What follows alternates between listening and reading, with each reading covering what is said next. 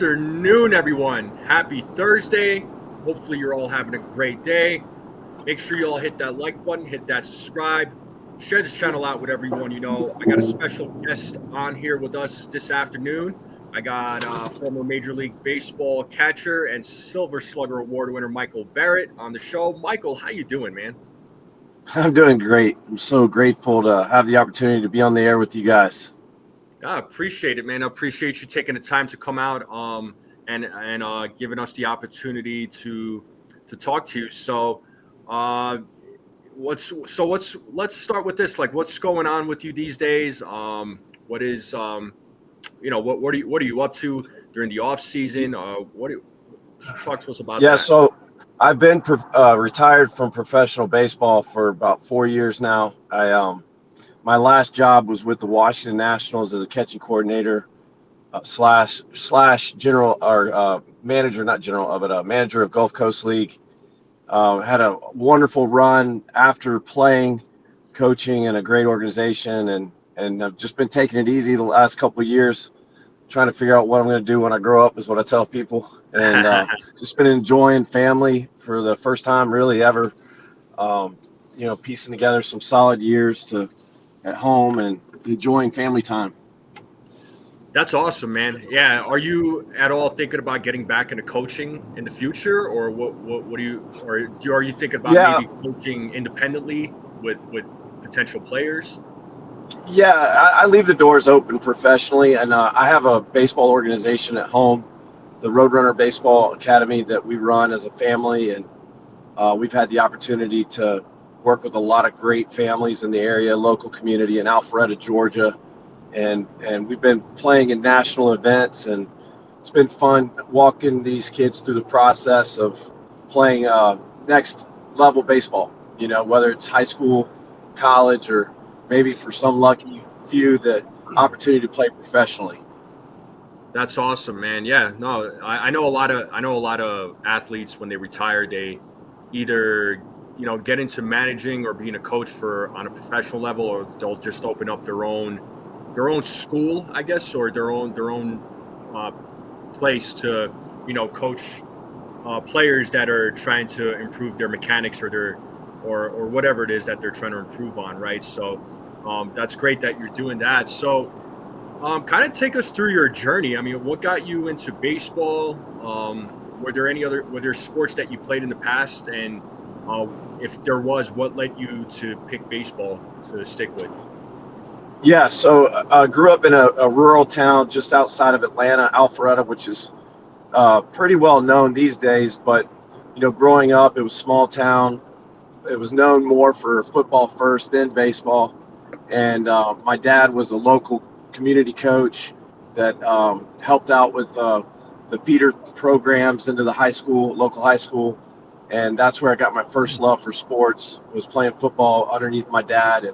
And he was a great coach, coach for 20 plus years, uh, football for 20 something years, had a lot of players go through his system. And that's where I kind of developed my love for coaching as well, I feel. But Awesome. And I did lose Michael momentarily. I think he's no, coming. didn't know much about it. The family didn't know much about it, but a guy by the name of Tom Hare came around, who was the owner of the Roadrunners at that time, introduced a higher level of baseball to us, and we had some success as a local community, raising up some other big leaguers that y'all might know. Cal Farnsworth, another guy, Oh yeah. grew up in my area, played together. Another kid named Ken Ray played a little bit in the big leagues. We all grew up in the same hometown in a small town, and had the opportunity to further our love for the game of baseball with travel baseball, which was new to the area then. But that's kind of my history of sports and love for the game. All right, awesome, man. Yeah, it's always nice to know, or good to know where how players develop the love for the sport that they play and what drove them to it. I'm sure you growing up and being born and raised in Georgia. I'm sure that I'm assuming you were a big Atlanta Braves fan growing up, or Oh, absolutely, It's still are absolutely. probably. No, I'm trying to figure out who my favorite team is right now. Oh wow. The Atlanta Braves. I went to my first home opener as a fan this past year, and it was crazy. It was the first time I'd ever gone to a game as a fan on opening day this year. Yeah, well, the Braves are not a bad team. I mean, they're a good team to root for. I've talked with folks that at least former players that played for the Braves. Like I've had Denny Nagel on the show, and he's always said some good things about the Braves. And I just remember watching the Braves as a kid, um, especially with that pitching rotation that they had. It was just like, unreal with that pitching Yeah, rotation. I think when I look back on my days, like in the 80s is about when I started to follow baseball a little bit, and we would go to Fulton County Stadium. We watch a Braves game, and I tell people this story all the time, and they have a hard time imagining it, but it's true. And we would sit up in the upper deck, and there would be nobody in the stadium, nobody. A foul ball would go up, and you could run and chase down that foul ball if you had some legs on you and dodging seats that were pulled down, or whatever. You could come away with 2 or 3 foul balls if you were lucky. But Yeah, you didn't know anybody in the area that would ever sign an autograph. Now in my hometown, you've got John Smoltz who lives here. You've got several other baseball players that live in the area. Chipper Jones, Alfred. I mean, like in Alpharetta, where I grew up. But you could never take one of those baseballs that you got, you caught foul to someone just at Publix down the street, to get an autograph. But now, there's guys everywhere. It's changed so much. But I tell people that story about chasing down foul balls and how we would come out with 2 or 3, and people think that's just a crazy story because now, Truist Park is packing the house. The Braves are widely followed and widely admired by a lot of fans. And good luck getting a foul ball. If you're lucky, you come out with one. But back in the day, it's changed so much. yeah, no doubt. So, you started your career with the old Montreal Expos. You spent some time with them. Now, I know players that played in Canada, they played in the U.S. Did you have a preference of playing in Canada or a preference of playing in the U.S.? Like, what I did you? loved my time in Montreal. I loved playing in Canada. I had the opportunity to play for Toronto and Montreal. Hmm. I think when you're coming up through the system and AAA being in Ottawa, Canada back in the day, it's like you're kind of groomed and raised to play in Canada. You're preparing yourself to play in the big leagues in Canada. So with that being said, it's a lot culturally speaking. It's not as shocking as it might be getting traded to Montreal, mid-season or in the off season, not knowing what you're kind of getting into or what you might be facing culturally. But going up through the system, knowing that you potentially may need to learn how to speak French, to be more comfortable in the surrounding environment. You have that opportunity and to do that. And I enjoyed it. I absolutely love my time in Montreal. Absolutely hate that they don't have a team right now. It is what it is. It gave birth to the Washington Nationals, who I love and adore as much as anybody. But I can't even tell you how much I miss Montreal in general. Yeah, that seems to be the thing. A lot of players and fans are saying that they miss baseball in Montreal. One of the folks in the chat are asking if you think Major League Baseball will ever bring back the Expos, because I know Major League Baseball is talking about adding some teams. I don't know if Montreal is on that list, but I mean, do you think there's a possibility that there's a future baseball I team hope in so. I absolutely hope so. 100%. It's in my heart that before I die, I hope there's a team back in Montreal.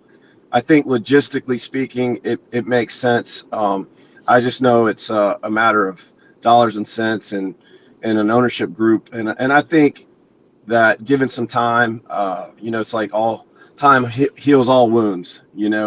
I think it's a matter of time before, things are put behind the corporate leadership groups to consider, having another team there, and that will happen. Yeah, I mean, you can't. Yeah, you can't have one baseball team in Canada. I mean, I think you need to make it, worthwhile. I feel there another team is needed in Canada, whether it's in Montreal or another city in Canada, because I know Canada has there's a lot of baseball fans up there, and I'm sure the fans up there are a lot different than fans in the U.S. Is that Yeah, safe to say? one of the things I would tell you that, you know just to kind of go backwards and go forward in this Yeah. part of the community, this part of the story, I would say, one of the things that is sad in some ways, and I hope that baseball fans can appreciate what I'm saying, is that, you know Quebec was producing professional baseball players. It was a Hmm. city that had adopted a love for the sport, a sport, um, not really inside the same realm of other sports from that area. I mean, baseball comes in, um, establishing its roots, and over time, Quebec produced great baseball players. Say what you want to say about some guys, but Russell Martin, hands down, one of the best catchers ever to play the game from Hmm. Quebec. And I think that is a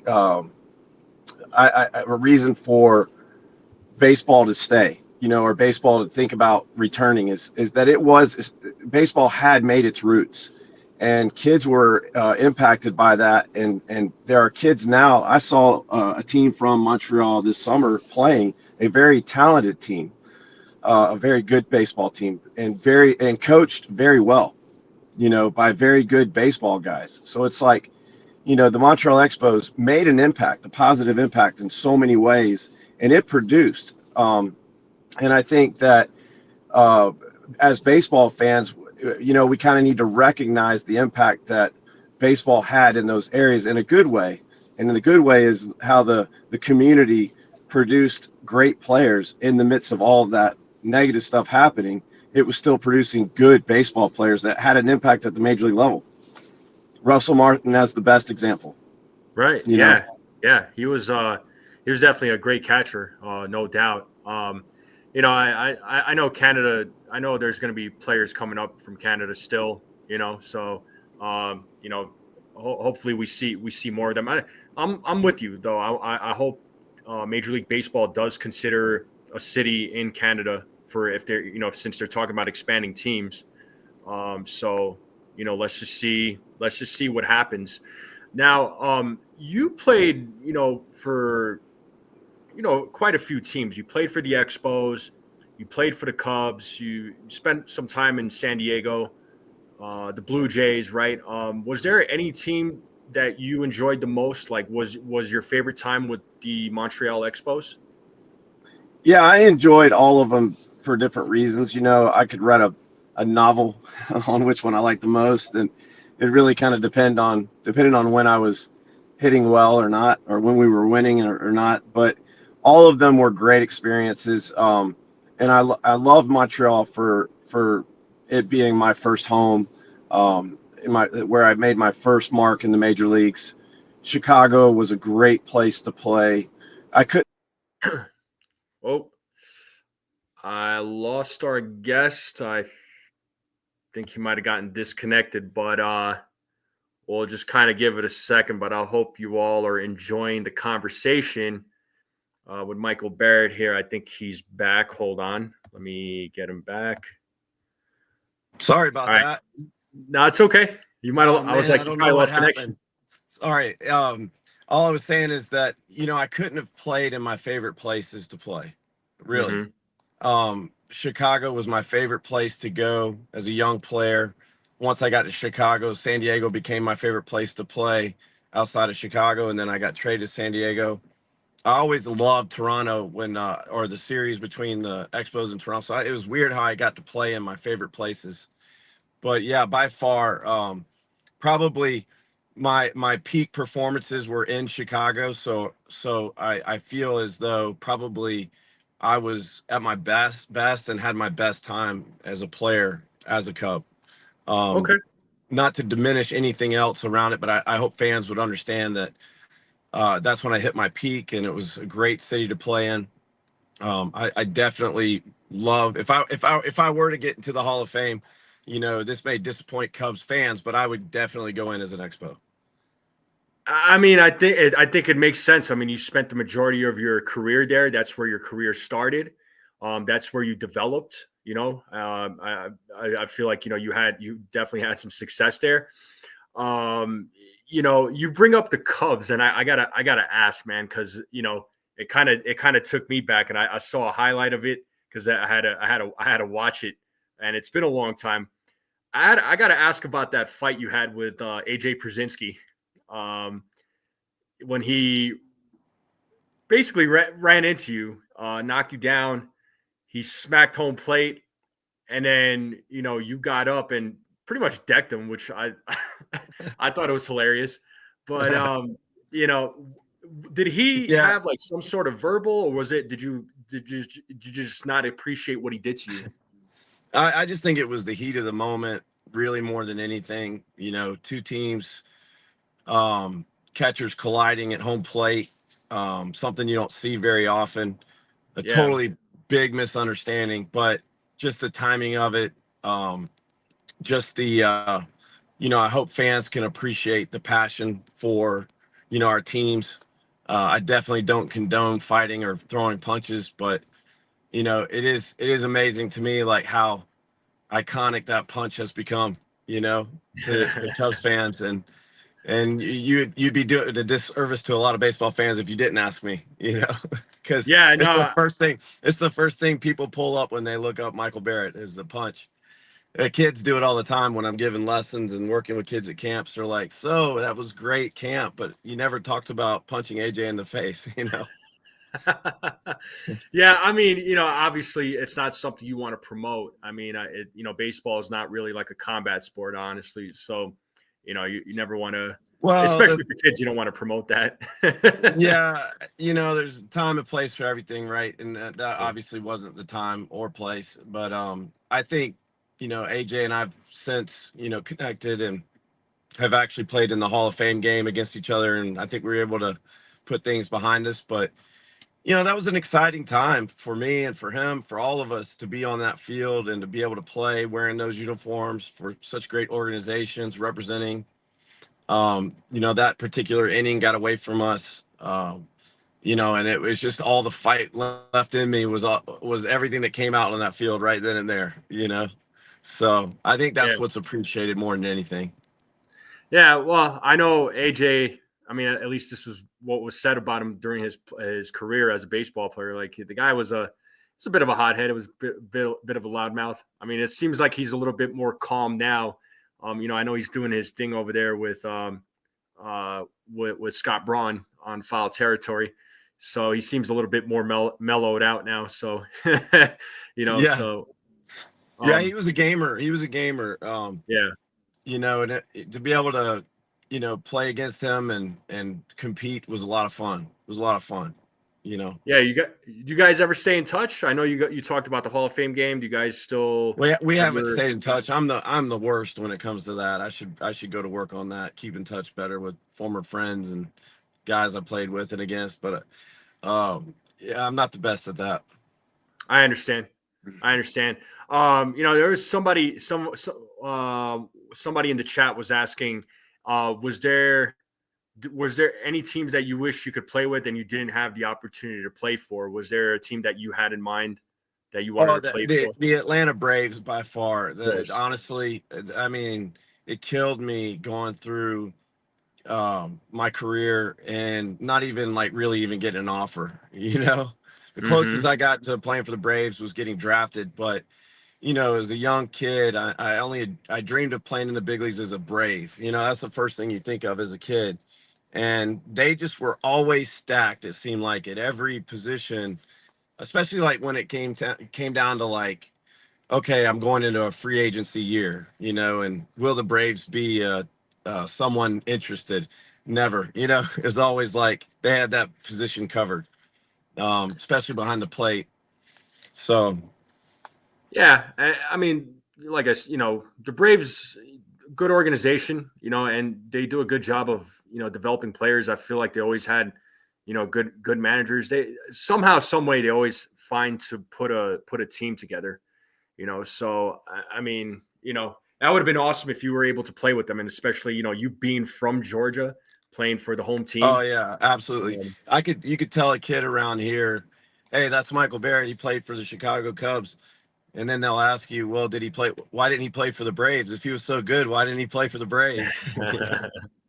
Yeah, no doubt. Let me ask you this. How hard was it for you to travel and be away from family? Because, 162 games and you guys are traveling, you guys are traveling in different cities. Did that become overwhelming at all? I'm sure in the beginning of your career it was probably overwhelming. Did you get used to it over time, or were there times where you're just like, man, I don't know, all this traveling, I don't know if I can continue doing this anymore, or how did you feel about that? Yeah, I think the toughest part was toward the end of my career when your kids start to get older. When you're young and you don't have kids. I mean, you're living the life. You're living a dream. You start to have kids. You start to understand the importance of family and being a father and being a dad, a good man that is at home there with your kids during those special times. Whether it's first day of school or those are where it starts to really kind of get you, where it matters, so it's like as a baseball player, you don't really know like how good you have it when you don't have kids and you're playing and you're completely invested in that, and then all of a sudden you start to have kids like I did later in my career, and all of a sudden these big events are popping up and you can't be there. It's like then all of a sudden it starts to really tug on your heartstrings and it becomes difficult. But baseball does a nice job of I think they've changed a lot of things over years. I think they've become a lot more family friendly in a lot of areas, where there's family trips, some things that they're doing at the big league level to make sure that families are taken care of first. So a lot of that has changed as well. Yeah, as far as that kind of stuff goes, that kind of depends on what team you're playing for. I've at least that's what I've been told. I had again, I forget who it was, but I had a former player, former baseball player on this channel, and he told me that some teams it's like they give if there's like a family thing going on, they tell you, hey, go ahead and take the time out and go take care of that. But other teams are like, no, you're here, you need to be here. I think you need to grant those things to players because again, traveling on the road, for half of the year, 162 games. I mean, Yeah, it's a long season for you guys, and it's I tough. And I think what's changed too as well. I mean, if you think about culturally, a lot of players are not just playing in the United States now. You're having international players from all over the world. So as a coach, with the Washington Nationals, we were being trained as coaches to be sensitive to the players coming from overseas right out of the gate. So it's not just 180 counting spring training or whatever. oh, true. You've got kids that are homesick from the Dominican Republic, Venezuela. They're not getting that opportunity to play in front of their parents even once a year. So it's like we became credit to the Lerner family with the Washington Nationals, became very sensitive to, and I think all of baseball is doing this now, but where you're more sensitive to the players and whatever homesickness they may have or whatever family issues they may have, that those aren't taken lightly. It's a little different now than I think 30 years ago, and I think that organizations are responding to that. Yeah, that's good. I'm glad they're catering a little bit more to the players, and at the end of the day, I mean, the way I see it is like, yeah, y'all are baseball players. Y'all are professional baseball players. You're playing, basically playing a kid's game. You know what I mean? Like you're playing a kid's Yeah. game and you're having fun doing it. But at the end of the day, I mean, you all are human beings, and y'all got y'all got your struggles too. I mean, it's we're human, right? You guys are still human at the end of the day. So I do understand that sentiment. How do you feel about baseball today? Because I know you've been, when you were coming up during your time, the game was so much different. The game now, it has changed. You talk to some people, it changed for the better. Others are saying that it changed for the worse. And now, as of recent, Rob Manfred, threw out the whole golden bat rule, like he just floated it out there, and it definitely got a very negative reaction from baseball fans. But how do you feel about all these new rules with the ghost runners, the bigger bags on the bases, the pitch clock? Like, how do you feel about all these rules that have been implemented? Yeah, I'm a Rob Manfred, I'd say, fan in a lot of ways. Okay, I like what he's doing. I would establish that first, and I know that might piss a lot of baseball fans off, but sure. at the end of the day, you look at viewership, you look at what Rob is trying to do, and what the commissioner's office is trying to do is increase interest level. So whether we're a traditionalist or whatever, we have to respect what it entails, or what the purpose of it is behind it. And I think that if you can start there, you can kind of fall back into more of a debate mode, right?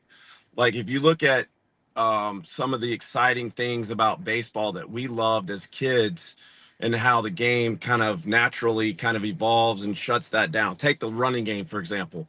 One of the greatest players during our time as kids or young men was Ricky Henderson.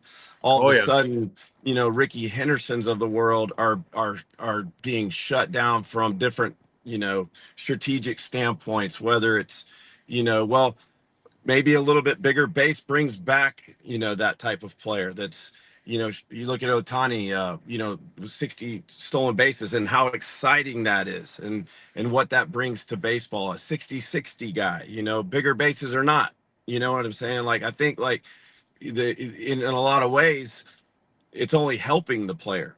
I mean, Hmm. Ohtani is going to be a billionaire, Yeah. down the road. You know what I'm saying? Like, Oh yeah. because the bases are a little bit bigger. This is great, for the baseball fan, the baseball world, the baseball community. But it stinks for catchers. Now all of a sudden the catchers throwing out percentages come down a little bit. Now it's not so great for the catchers. I mean, you could debate it all day. The ins and outs of every little intricacy or every little movement that Major League Baseball makes, and I think there's always common ground. I know there's a lot of rules that are new even to this year. The base running rule. There's a lot of things that they're trying to stay on top of, and I have nothing but the utmost respect for the commissioner's office and all the things that they do or try to do. I just think it's a matter of whatever Major League Baseball, the players, or whatever Major League Baseball, the fans don't agree with. I think it's perfectly understandable to communicate that you don't agree with it, right? And I think that is good for baseball, just like anything else, But it Absolutely. definitely opens up a lot of forums and a lot of communications. And with the kids that I talked to today, you talk about like catching, for example, like the conversations that I'm having with catchers on such a more in-depth level because of the ability to catch from a knee is crazy. But it's good for the game that kids are asking these questions, even if it's 8 or 9. Hey, I don't think kids at 8 or 9 years old should be catching from a knee, right? I mean, fundamentally, but as far as their knees when they're 25, then yeah, maybe it's not a bad idea. Yeah. Yeah. It just depends on how you look at it. But yeah, I don't know about this golden bat rule. I think that was something that might have just gotten thrown out there loosely. I don't know how seriously you could be about that, but if you are, don't expect someone not to say something. You know? Yeah, absolutely. Because I'm always going to ask, whether it's current players, former players, how they feel about the new rules and the rules that have been implemented. And it just seems like there's going to be other things that are going to be added to Major League Baseball. Now we're talking, we're talking they're going to add robots to during spring training. I think it's going to be in like 20 stadiums, 21 stadiums. They're gonna test it out, and they're gonna get feedback from the organization and the players themselves. I feel like at some point it's they're gonna go the robot umpire route. I mean, are you also in favor of that as well? Because I know umpires get Yeah, chewed out a lot for bad calls. Are yeah, you in favor of it? yeah, I'm in favor of consistency, more consistency. I'm just in Mm-hmm. favor of if it's whatever measurements, whatever they need to do to create more consistency in pitch calling. Um, I know one frustrating thing for me as a coach with the Washington Nationals was if you remember back, and I mean Rendon, who was an MVP status like player as a national, there were Mm-hmm. times where he was ejected from the game, arguing in balls and strikes. Well, if there's something in place that prevents that from happening, that's good for the game because Rendon doesn't need to. He's the nicest guy in the world. Should not be thrown out of a ball game. So any measurement that you can take to keep that guy in the ball game is good for baseball. Like why wouldn't we be all for that? Is it? I don't think there's anything that's bulletproof. I don't think there's any like type system that you can implement right now that's not going to have its faults.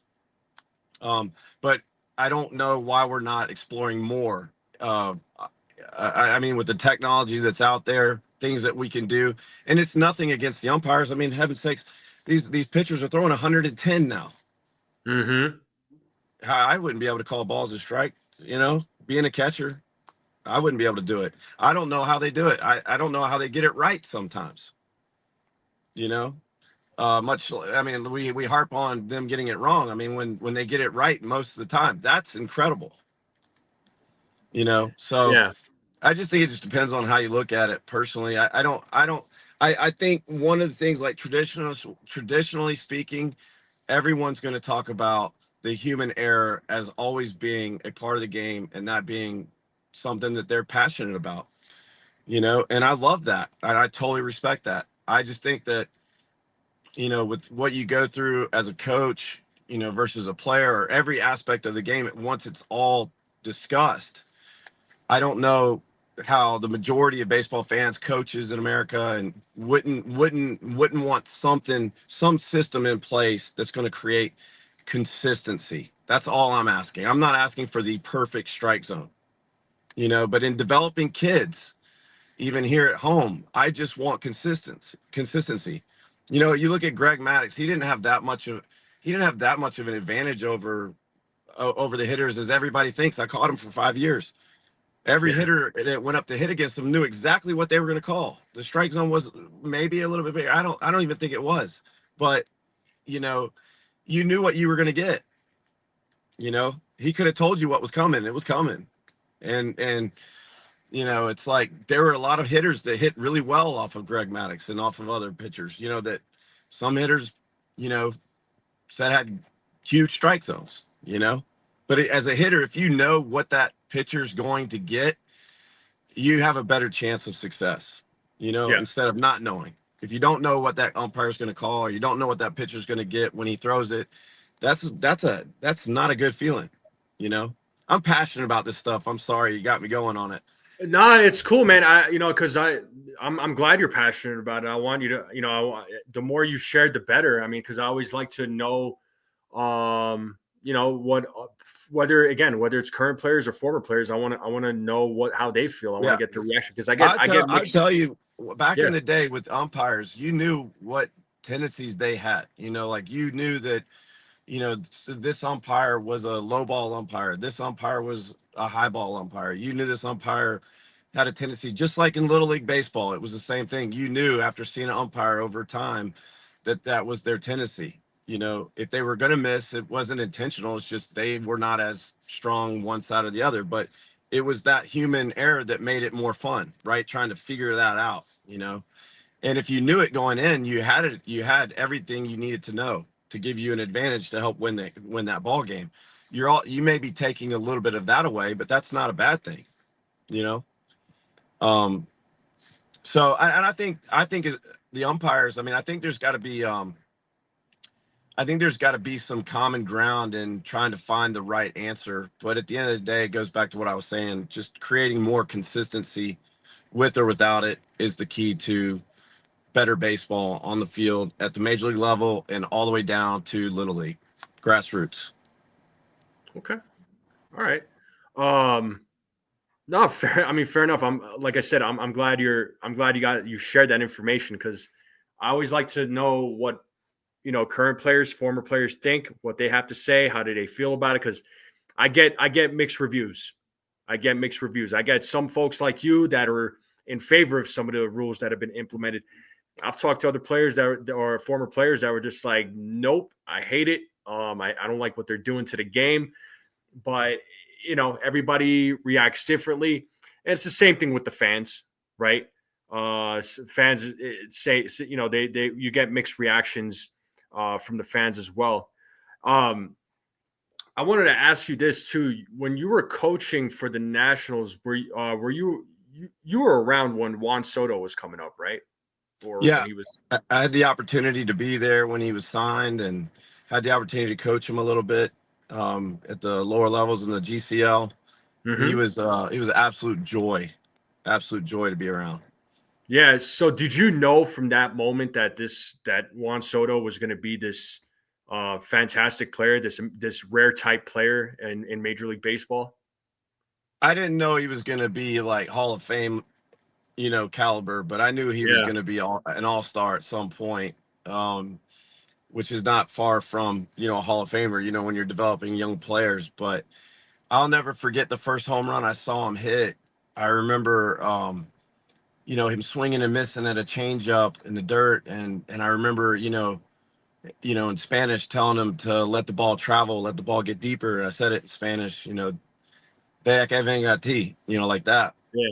Yeah. And I'll be dang if the next pitch he didn't hit over the left field fence, letting the ball get deeper in the zone. And I looked over at my hitting coach, Jorge Mejia at the time, and I remember asking him, I was like, does this kid process everything like that and able to perform it?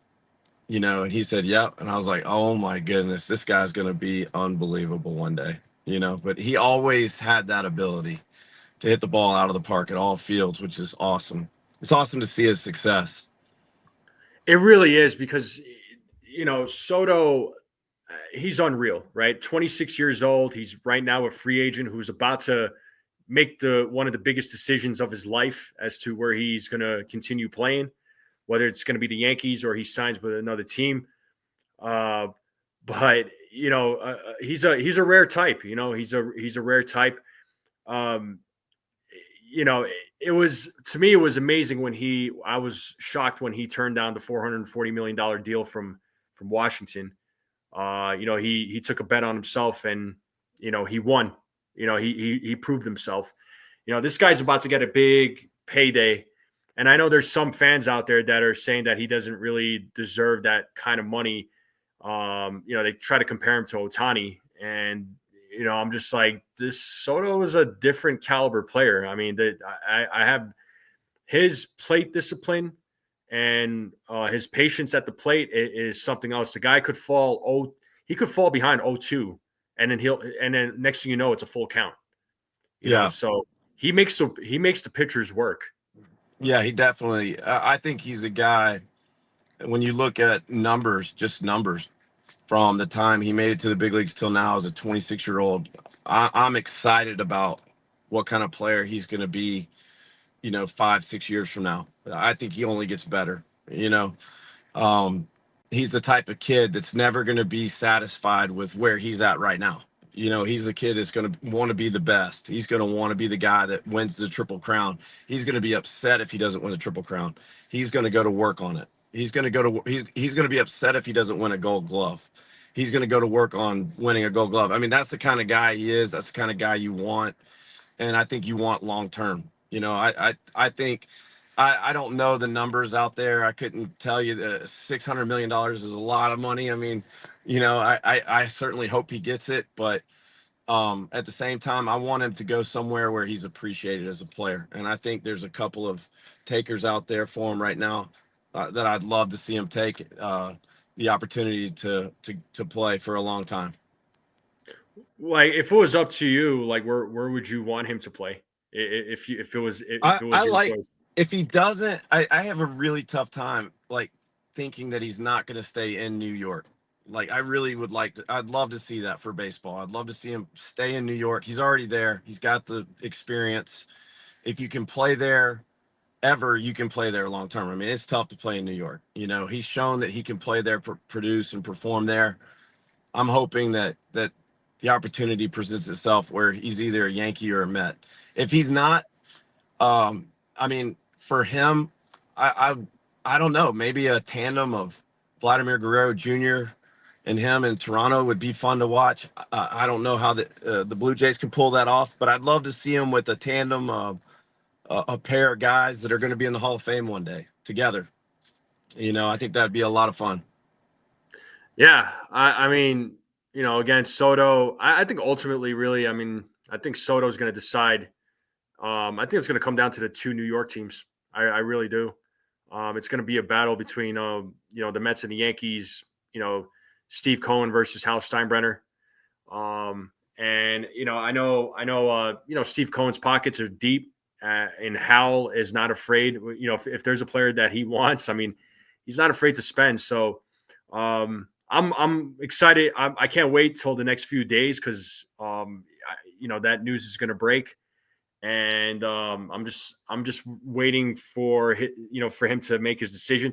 I'll be glad when it's all over because there was just so much news and so many people just putting fake news out there, right? Like saying that, oh, well, he's going to the Mets. Oh, he's going to the Red Sox. Oh, well, the Blue Jays. It's like, all right, let's just wait and see. Yeah, let's get this over with, Yeah. Yeah, he's got Boris as his agent, right?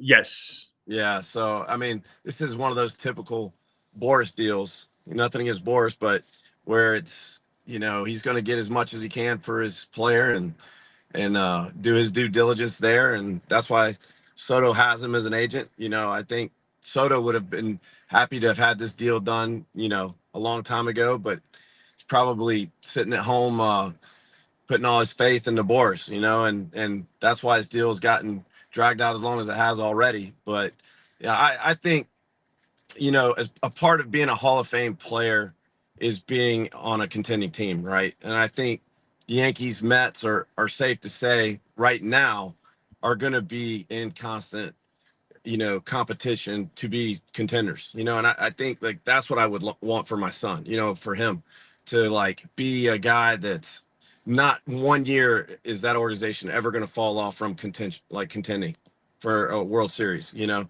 I feel like that's where the Yankees, in addition to the great fans and the great support that he would have either or, it's like both of these organizations are hungry to win and to get to where he wants to go and be enshrined into the Hall of Fame one day.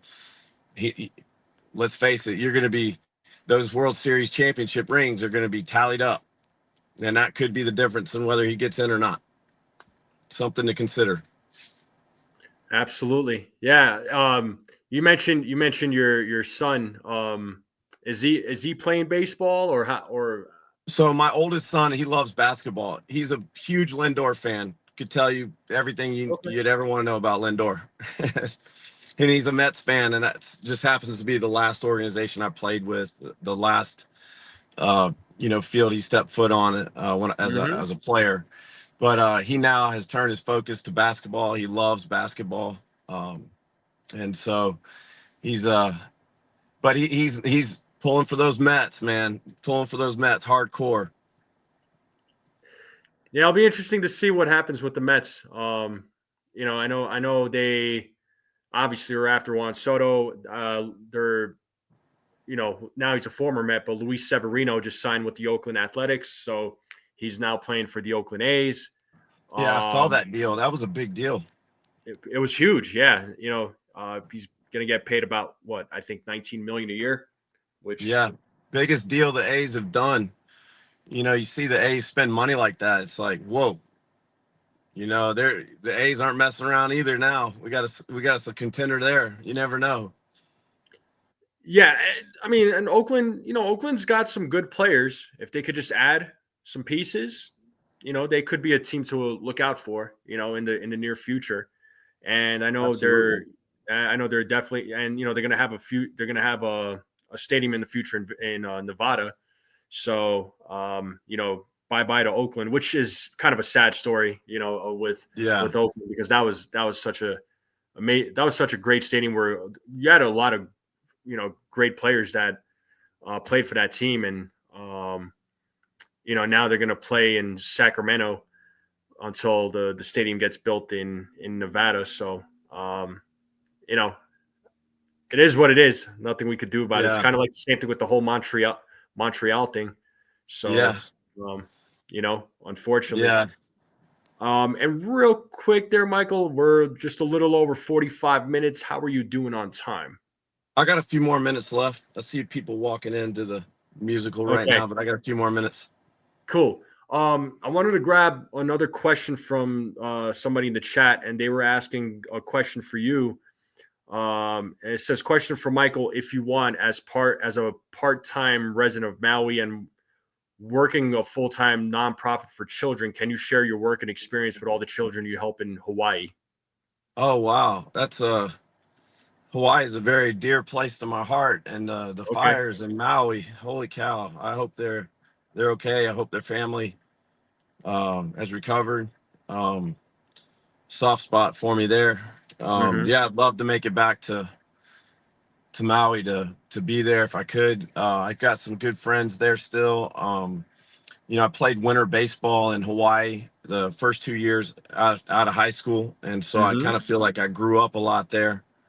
And so whenever I had the chance to get back, I would get back. And I know one of the cool things is we went and did a baseball camp, and I teamed up with the Karisu brothers, who were very instrumental in helping kids in baseball. And we teamed up with the local Lions Club, and we did vision testing and gave the kids free glasses. The local community supported. And it wasn't long after I saw the kids at our camp at the Little League World Series, playing in the Little League World Series in the final game. It was one of the coolest experiences of my life. But yes, for sure, I'd love to get back. We've been talking about getting back to Hawaii. My heart goes out to Maui. I love you guys. All that y'all been through over the last couple of years. My heart, oh man, just I hope Yeah. everyone's okay in your family. Yeah. Pretty devastating what happened there. Very devastating, and it's just like Northern California right now just experienced I think an earthquake, so now they're kind of under some a tsunami warning, and kind of a little scary, a little Yeah. scary time right now. So I hope everybody is all right, and I hope hopefully nothing happens in Northern California there to the residents there, and in Hawaii. I hope every folks there are recovering or finding their way back into some sort of like normalcy. Yeah, it's kind of it is sad what happened there, but hopefully you make it back there, man. I mean, that would be awesome. Yeah, I would love that. We've been talking about it long enough. I think it's time to go. Time to go.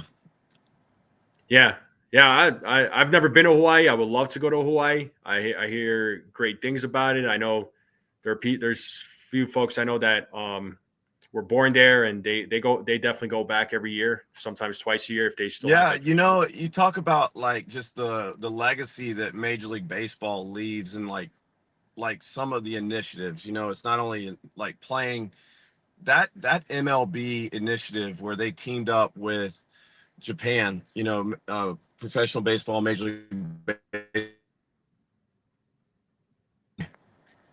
You there? But to I'm here. have Yeah. the two leagues playing in interleague in